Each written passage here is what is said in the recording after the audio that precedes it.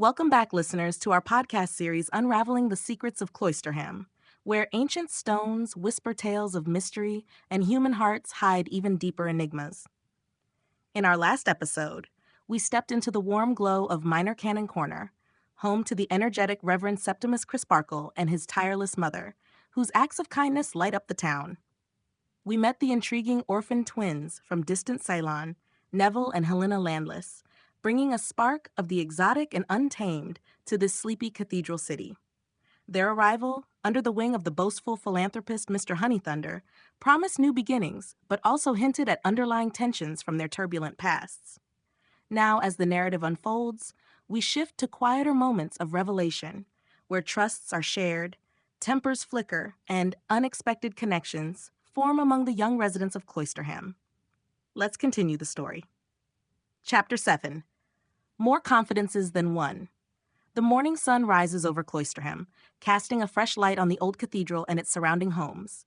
In Minor Canon Corner, the Reverend Septimus Crisparkle is up early as usual, ready for his daily routine. He meets his new pupil, Neville Landless, for their first lesson together. Neville has settled into his room at the Crisparkle home, and though he is eager to learn, there is a restlessness about him, a fire in his eyes that speaks of his hard life far away. Mr. Crisparkle starts the day with exercise, as he always does. He takes Neville out for a brisk walk along the river, where the water sparkles in the light. A strong body helps a strong mind, Mr. Crisparkle says cheerfully. Neville nods, but his steps are quick and uneven, as if he carries an invisible weight. As they walk, Mr. Crisparkle talks about the importance of self-control. Life here is peaceful, he explains, but even in quiet places, we must master our impulses. Neville listens closely, admiring his tutor's calm strength. He confesses that his temper has gotten him into trouble before back in Ceylon, where he faced cruelty from those who should have protected him. I've had to fight, Neville says quietly. Mr. Crisparkle places a hand on his shoulder. Here, you'll learn to channel that fire into something better. After their walk, they return for breakfast. Mrs. Crisparkle has set out a hearty meal, fresh bread, eggs, and fruit. She chats warmly with Neville, making him feel welcome. You're part of the family now, she tells him with a smile. Neville relaxes a little, grateful for her kindness. Over tea, Mr. Crisparkle outlines the day's studies, Latin, mathematics, and history.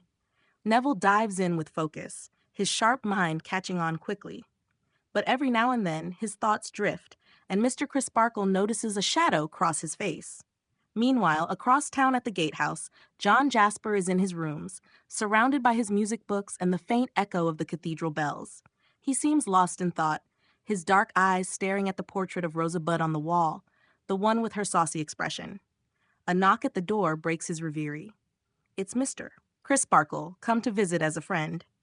I hope I'm not disturbing you, Mr. Crisparkle says, stepping inside. Jasper welcomes him with a smile, though there's a hint of strain in his voice.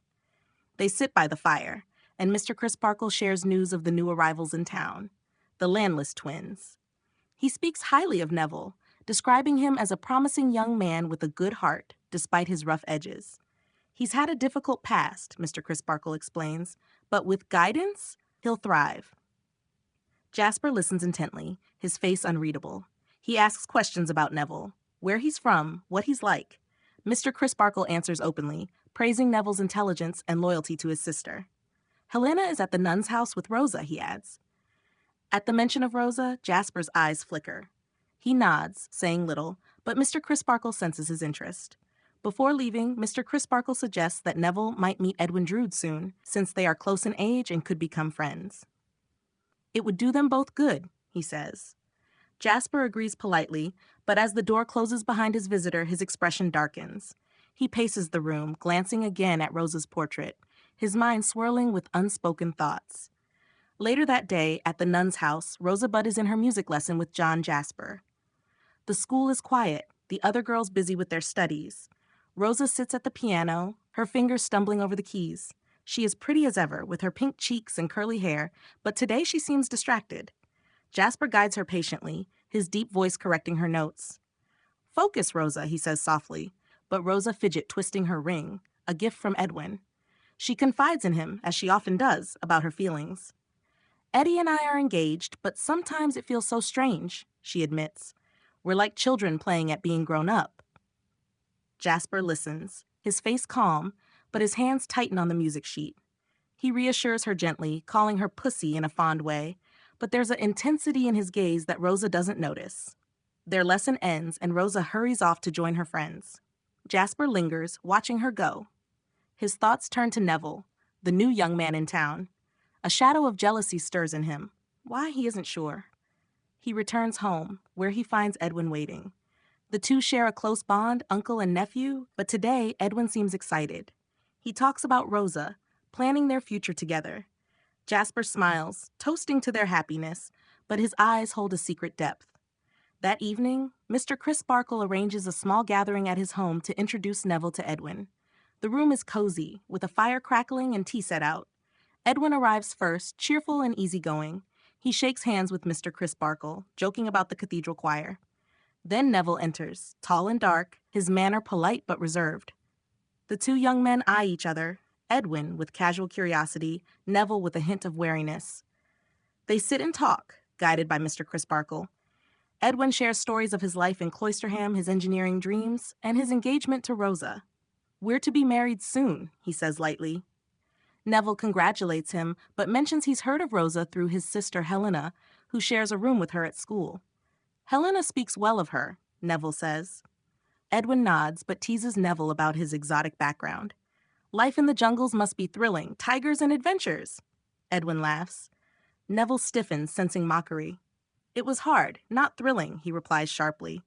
Edwin brushes it off, not meaning harm, but the air grows tense. Mr. Crisparkle steps in, changing the topic to studies in the town. For a while, things smooth over. They discuss books and music, finding some common ground. But as the evening goes on, Edwin makes another light comment about Neville's temper, something he heard from gossip. Neville's face flushes. "You don't know me," he says quietly, but with fire. Edwin shrugs, smiling. "No offense meant." Mr. Crisparkle watches closely, sensing the spark between them. He ends the gathering on a positive note, but as Edwin leaves, Neville confides in him. "I don't think we'll be friends," Neville says. Mr. Crisparkle reassures him. "Give it time." Across town, Helena Landless settles into the nun's house. She shares a room with Rosa, and the two girls quickly bond. Helena is strong and mysterious, with stories of escaping danger in Ceylon. Rosa listens wide-eyed, admiring her bravery. "You're so fearless," Rosa says. Helena smiles, but warns Rosa about trusting too easily. "Not everyone is what they seem," she says. Rosa thinks of Edwin and Jasper, feeling a twinge of unease. As night falls over Cloisterham, the cathedral stands silent. In his rooms, Jasper sits alone, playing his organ softly. His mind replays the day's conversations, about Neville, about Rosa. A plan begins to form in the shadows of his thoughts, though he pushes it away.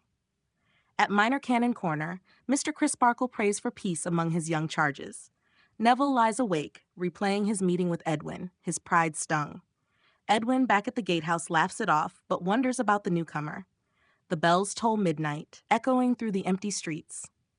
Cloisterham sleeps, but beneath its calm surface, confidences shared have planted seeds of doubt and rivalry. And that brings us to the end of this chapter, listeners. To recap, we focused on a day of personal revelations and introductions in Cloisterham. Mr. Crisparkle begins tutoring Neville Landless, helping him channel his restless energy through exercise and studies while offering guidance on self-control. He visits John Jasper to share news of the twins, unknowingly stirring Jasper's hidden interests. Rosa confides her mixed feelings about her engagement to Edwin during a music lesson with Jasper, who listens with concealed intensity. The chapter builds tension with a meeting between Neville and Edwin at the Crisparkles' home, where casual teasing sparks Neville's temper and hints at future rivalry over pride and perhaps Rosa. Meanwhile, Helena bonds with Rosa at school, adding a layer of female strength and caution to the mix. This chapter deepens the characters' inner worlds.